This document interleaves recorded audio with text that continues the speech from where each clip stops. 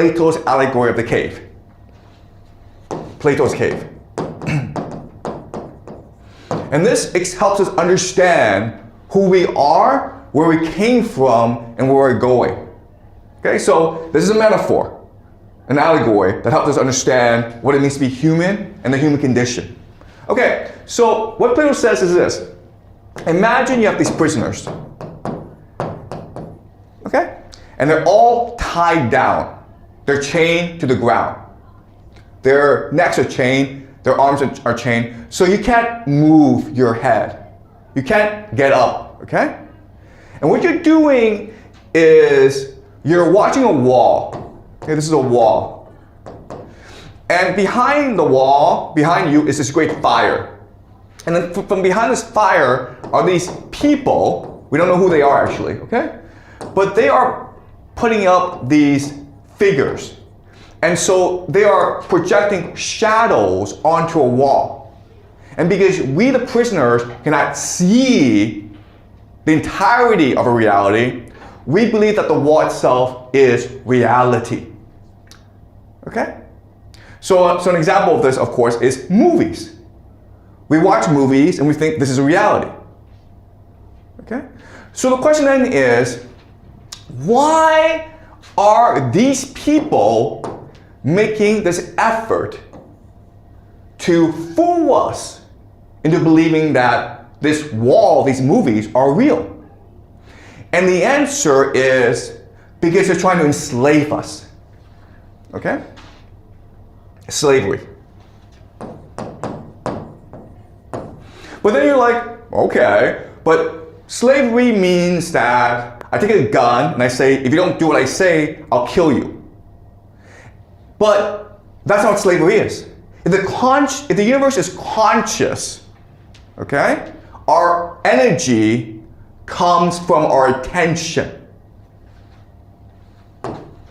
Attention is energy. So what they want is our energy. Okay? That's true wealth. If they're able to focus our energy, capture our imagination, they can construct reality in the way that they want it. Okay? Because reality is what we imagine it to be. The imagination is the animating force of the universe. Right? So if they can focus our attention, for us, they can create their own reality. All right? Now we understand why we watch movies. Now we understand why we have the internet. Now we understand why the school wants you to love artificial intelligence. Because it's to enslave you. It's all of human history is about enslavement. Okay? This is what progress is. You think that, oh my God, I can now watch movies. Oh my God, I have now social media. I can communicate with anyone. Oh my God, I have ChatGPT. And ChatGPT can tell me the truth about the world. No. All of these things are created to enslave your mind. Because you have access to God. And so what they're trying to do is trick you into believing that this reality is a true reality. Because once you believe that, this reality becomes the only reality. Okay? So then the question is like, who are these people? Well, we don't know, okay? You can say they're the elite, they're the powers that be. You can also say they're demons. We don't know, okay? But they're interested in fooling us into believing that the movies that we see are real. The internet is real. Social media is real. Okay? So then the question then is, okay, if this is slavery, what is freedom? All right. What freedom is to escape this system and to be able to think for yourself, to see for yourself, to be yourself. So Plato goes on and says, okay, this one guy, for whatever reason, his chains break loose. And he stumbles out of the cave into the wilderness, okay? The wilderness. And he sees the sun. And the sun, of course, is God. And at first, he's blinded by the light. Yes, you have a question? Yeah. So like. Sorry. Yeah. Can you speak into the microphone, please? So I have a question before like we talk about the freedom because like Yeah. Can I first explain what freedom is? Okay, sure. Thanks. Thank you. All right. All right. It all makes sense. Okay. All right. All right. So you go out into the world, and at first you're blinded by the light. Okay. And you hate it, but you struggle, and then you teach your eyes to see. And then you recognize that this world is beautiful. It is infinite. It's diverse. It's alive. This world that you thought was real is just a corpse. It's a dead zombie world. Okay? This is what life is. Okay? And that's what freedom is.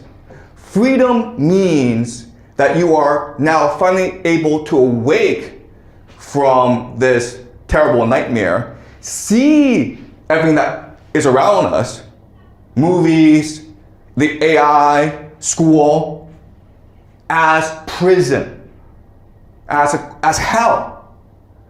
And then you're able to look inside yourself and then connect back to God. Okay? The spiritual. To look beyond the phenomena and return to the noumena. To peer into the noumena, which is vibrations, energy. Okay? All right, so that's clear as Allegory of the cave. This makes sense, right? Now this raises a question, which is, okay, that's fine, but how do we escape, okay? How do we seek freedom? Okay? So, if you look at every single religious tradition, whether it's Buddhism, Hinduism, Taoism, Christianity, Judaism, doesn't matter, okay? Every single religion proposes the same solution, which is meditation.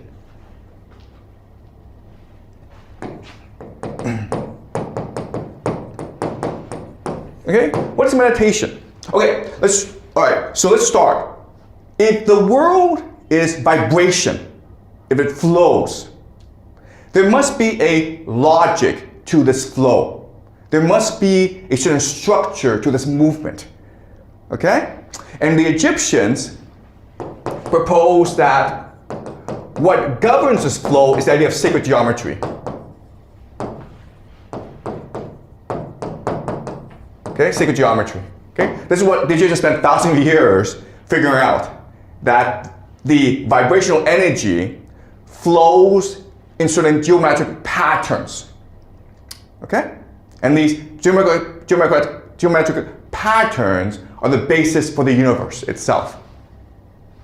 So now, if we understand this, sacred geometry, what we can do now is construct our consciousness in a way that allows us to match the vibrational flow of the universe. Okay? To harmonize with the universe. Right? And how do you do that? You do that through breathing, okay? Breath work. Because by breathing, you can structure your consciousness in a way that becomes part of the universe itself. All right? And this will take decades, but you can do this. And then when you're able to harmonize with vibrational flow of the universe, then reality itself reveals itself to you. Okay? You're able to see this world as false. You're able now to connect to the true spiritual universe. Okay? So this is true consciousness. And this is what all monks in the world are trying to do. Okay? You're trying to leave your body and embrace the spiritual. Because when you do that, it allows you to connect with the divine and discover the secrets of the universe. You're able to see both the phenomena as well as the noumena. Okay? And this is a great secret of all